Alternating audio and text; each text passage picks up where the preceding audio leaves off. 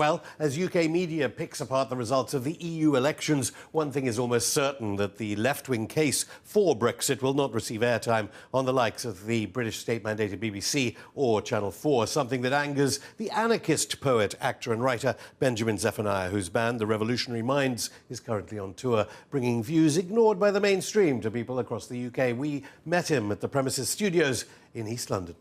Benjamin, thanks for being on Going Underground again. Why are we at the Premises Studio in East London, and what is the Revolutionary Minds? The tour, the album, the track? Well, the track and the album, I guess, is about the revolution that I think we need now. Not necessarily one where people take to the streets and all that stuff, although sometimes I think we need a bit of that, but more about trying to get people to think differently. I'm just convinced that the old way of doing stuff is just redundant, and I know you hear that from Labour Party people, and you hear it from Change UK. Yeah, and all that. But you know, I've said to you before, you know, I feel like an anarchist, and that's the only way I can describe myself now, because I look at so many other ways people have tried, and I think they're all letting us down in one way or another, and we've got to find a new way. I don't know what the name of it is. I'm not telling people how to vote. I'm just trying to say, think outside the box. You know, on our show, we've had Loki, Natty, Drill Minister, Marcy Phonics, even mainstream stars like Stormzy. You're on this music tour. I mean, I turn on the BBC and Channel 4 in Britain, and they often have debates about whether it's music that's part of the problem as regards arguable economic violence, austerity since the 2008 crash. Music, as far as I've seen, has not made people unemployed. Music has not put people into bad housing. Music has not left kids on the street hungry. Music has not caused homelessness. Music is trying to reflect those things. The police are jailing or suspended sentences, certainly, for musicians. Drill music in South London, started in South London, now internationally. That's being blamed for the rise in serious youth crime. So I know artists that do drill music and what used to be called road music and grime music.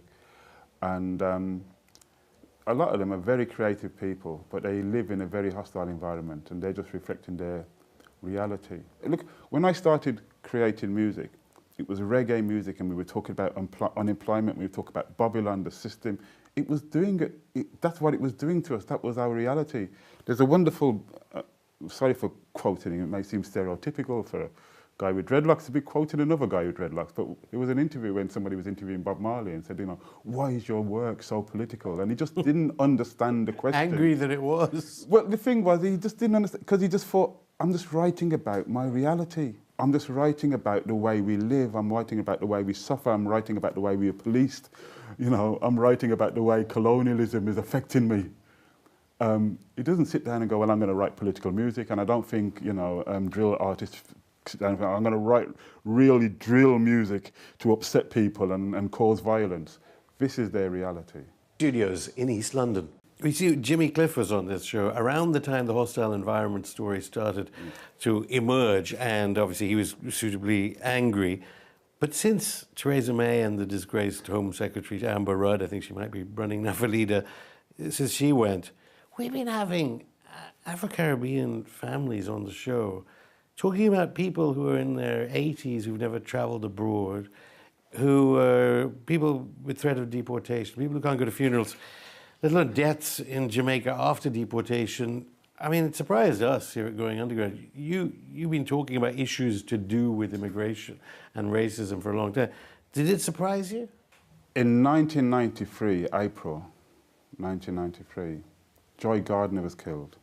She was killed by an organisation called the Extradition Squad.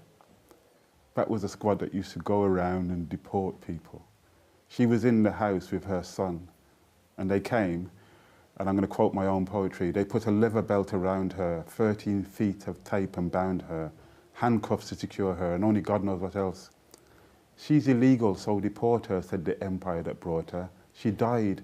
Nobody killed her, and she never killed herself. It is our job to make her return to Jamaica, said the alien deporters who deport people like me. The poem is much longer than that. I wrote that in 1993. You know, this has been going on for years. I used to travel to Jamaica, and I remember once, around the same time, probably a bit earlier in the 80s, getting on a plane, and behind me there was a woman in handcuffs. And when she saw me, she recognized me. She screamed, "Benjamin, Benjamin, help me, please help me."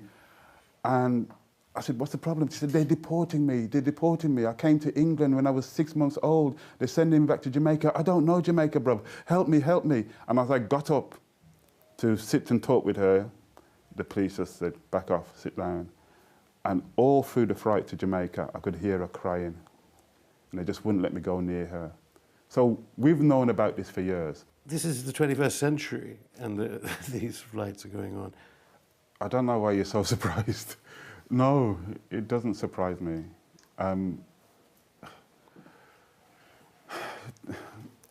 It's very sad that it doesn't surprise me, but it doesn't surprise me. Not much has changed, and certainly when it comes to kind of immigration, there was no time when the Home Office said, "Hey, stop! We're going to have a look at this and do something about it." They've just been tweaking it. And the strange thing is they're tweaking it in the wrong direction. They're not creating an environment for these people to feel at home. They're creating a hostile environment. That's not a word that left-wingers made up or anybody like that. It's the words of Theresa May. Yes. We've had 5 people killed in Jamaica. And I heard from another one just a couple of days ago.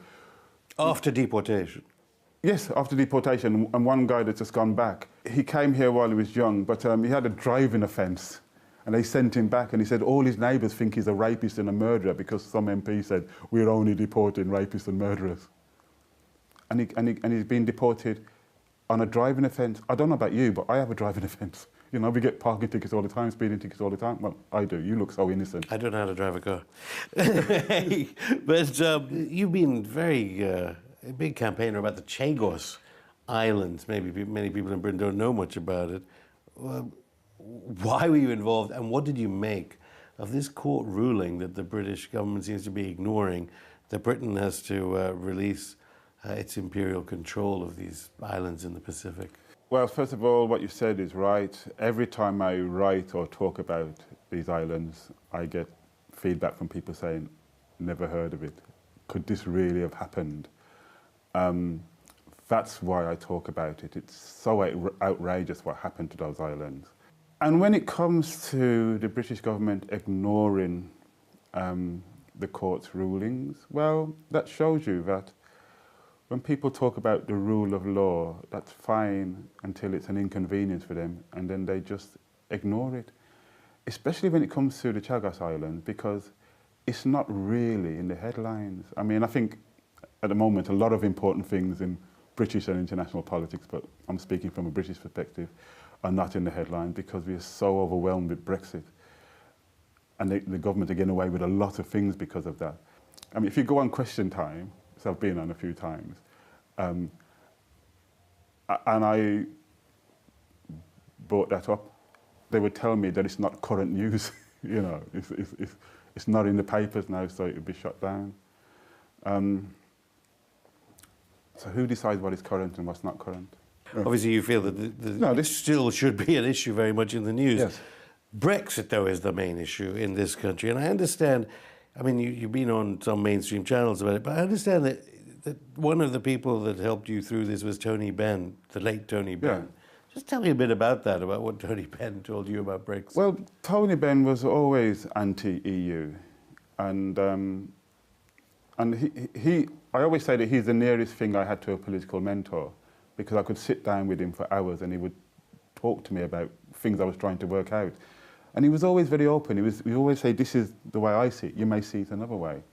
And I remember him telling me about the EU, and he always felt that it was distant, undemocratic, but also, and this is something I feel as a revolutionary, if I want to go and get my politicians, I can get them not very far from here, but the ones in Europe are very far away, and they're scattered. You know, some of them are in Brussels, some of them are in Frankfurt, some of them are in Paris, you know. So deep down, my instinct was to kind of follow Tony Benn's example and to want to leave for, if you like, left-wing reasons. The sad thing was that just wasn't part of the debate. And then when I saw the people I was getting in bed with, And the reasons why they were leaving, they just didn't correspond with the reasons why I would want to leave. So, you know, I made it clear I voted to remain. I mean, the birth of a royal baby. Oh. Now, you're not going to tell me that media seriously called you up to comment on the birth of a royal baby in terms of its identity politics, race, imperialism kind of context, just when the baby was, I don't know, a day old, are you? Well, this is a very important moment in our history. No, I am playing. Look, I'm just not interested. Revolutionary minds don't give a damn when a baby in the palace is born. I'm really not interested in what happens. What do you think is going through the minds of the kinds of journalists that immediately think, it could be a black baby, I'll call Benjamin Zephaniah? It's very difficult to get into the mind of somebody who thinks that. There are some journalists, some media people who think that, you know, Benjamin Zephaniah, Kindy Andrews, Akala, Afua Hurst, these are the spokespeople for the black community. And we never claim to be. We have our point of view and we create our art and our poetry and whatever, and we have a point of view. But we never claim to speak for the black community. And none of us are experts on black people, but they seem to think we are, you know. I mean, I've had worse things than that. I had an interview the other day where a lady kind of reached out to me and just went, "So Benjamin, tell me, what is it like to be black?" I should remember that. I think that's quite a good one. I mean, how do you answer that? Okay, just I just said I've never been white. Julian Assange is in Belmarsh prison, the so-called Guantanamo of prisons in this country. What do you make of WikiLeaks and the situation regarding Julian Assange? You know, I really don't know that much about him. But as soon as I started to hear about his work, sadly, I kind of thought that it would end this way. The idea of somebody who says, there's all this stuff that's hidden from you, and I'm going to show you it, I'm going to give it to you, left, right, and centre. It's the kind of person I've always wanted to see, you know. I've always felt that there's so much that we just don't know about. And here's somebody kind of putting it in the public domain. One thing that really upsets me is that we don't hear about all this stuff that they're putting out. I saw a film of American soldiers shooting innocent people in the street. You know, this is big news. These are the kinds of things that the people of my country, the people of the world should know about. These are the kind of things that these people get up to.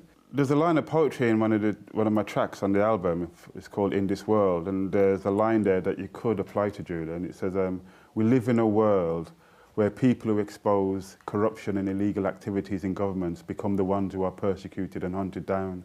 We live in a world where those who expose violations of the law are themselves violated by the law. And I really think that's what's happening to him. Tell me about Cool Down, because people have talked about the privatization of stress being mental illness. Obviously there's austerity, obviously there's the kind of revolutionary fervour on demonstrations, uprisings. What's your song Cool Down about? It's about young people, and I've got to say, it was originally written about 10 years ago. It's about young people on the streets who were kind of killing themselves with knives and guns, fighting because it was kind of post-Cold War. There was a sad case the other day where a kid is just sitting outside Stratford Station. A guy comes up to him and says, "What ends are you from?" He didn't even answer him, suspecting that he came from another place. He shot him. I do think sometimes it is overblown in the media, but I do know parents who have lost their children that way. So for them, it's a very serious thing. I had to be at a funeral just a couple of weeks ago. It was a very similar story. So it was a message to them. I've always said that in the kind of society we live in now, it's natural to be angry. You know, it's what you do with that anger. And when you just start killing your neighbours and your brothers and sisters, you're directing it in the wrong way. Frantz Fanon wrote about this kind of, sometimes when people can't hit out at the people that are really oppressing them, they start hitting out at themselves. And I think that's what's happening. Benjamin Zephaniah, thank you. And now, Benjamin Zephaniah and the Revolutionary Minds with Cool Down.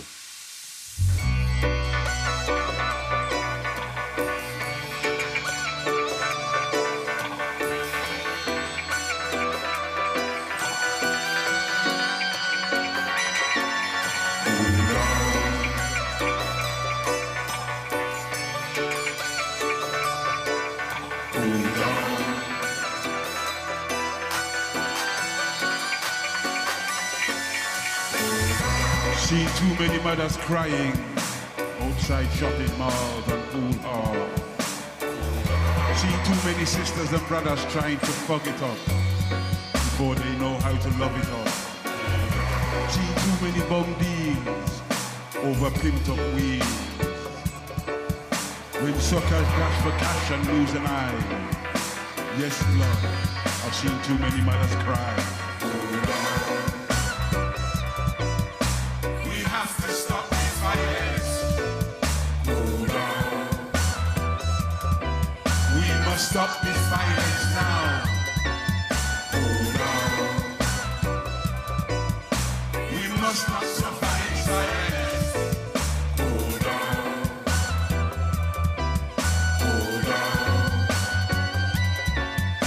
Seen too many red-eyed sharks in the park after dark, looking for a way out as they try to get in.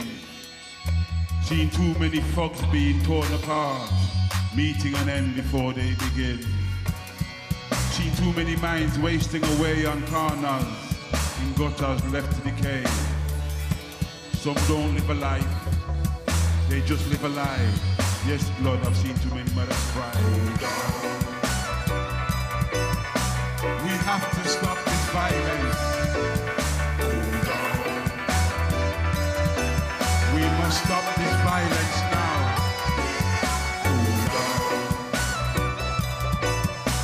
We must not suffer in silence.